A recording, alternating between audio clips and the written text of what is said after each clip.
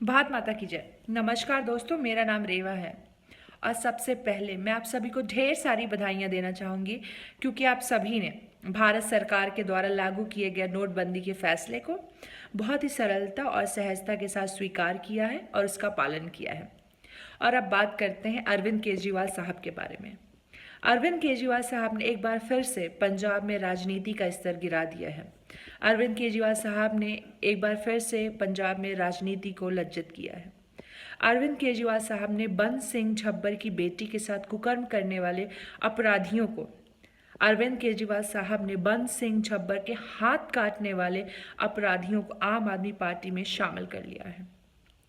मैं आप सभी से एक छोटी सी अपील करना चाहूँगी कि आम आदमी पार्टी को वोट देने से पहले, अरविंद केजरीवाल साहब के नाम पर वोट डालने से पहले आप एक बार आम आदमी पार्टी और अरविंद केजरीवाल साहब के राजनीतिक काल के भूत और वर्तमान के किए गए कामों को नज़दीक से जानिए, समझिए और परखिए, क्योंकि अरविंद केजरीवाल साहब हमेशा भविष्य की बात करते हैं, पर यह जानना आपका अधिकार बनता है कि अब तक अरविंद केजरीवाल साहब ने कितने काम किए हैं।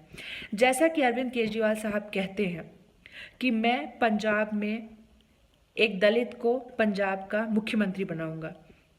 3-4 सालों में अरविंद केजरीवाल साहब दिल्ली के 2 बार सीएम बने, लेकिन इन 2 बार में अरविंद केजरीवाल साहब की कैबिनेट में एक भी दलित नहीं था। अरविंद केजरीवाल साहब ने कहा है कि वह पंजाब को नशा मुक्त बनाएंगे।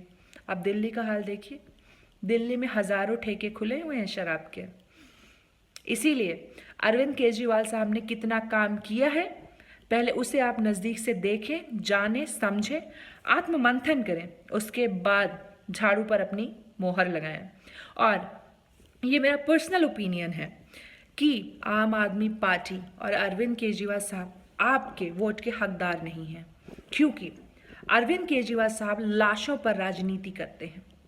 आम आदमी पार्टी अर्थी की आग से राजनीति के चूल्हे धधकाती है। आम आदमी पार्टी कफन से राजनीति का रंग धीरे धीरे गहरा करती जा रही है। आम आदमी पार्टी के नेताओं के सामने एक किसान आत्महत्या कर लेता है और इनकी राजनीति जारी रहती है। एक पत्रकार की मौत होती है और अरविंद केजरीवाल साहब पत्रकार की लाश पर राजनीति करते हैं।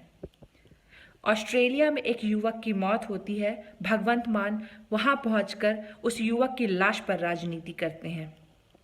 एक सैनिक की मौत होती है और आप सभी ने देखा कि अरविंद केजरीवाल साहब ने उस सैनिक की लाश पर कितनी घटिया तरह से राजनीति की।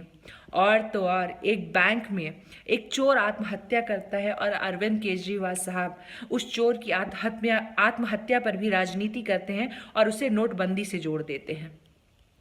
तो भाई, लाशों पर राजनीति तो सिर्फ और सिर्फ केजरीवाल साहब ही कर सकते हैं।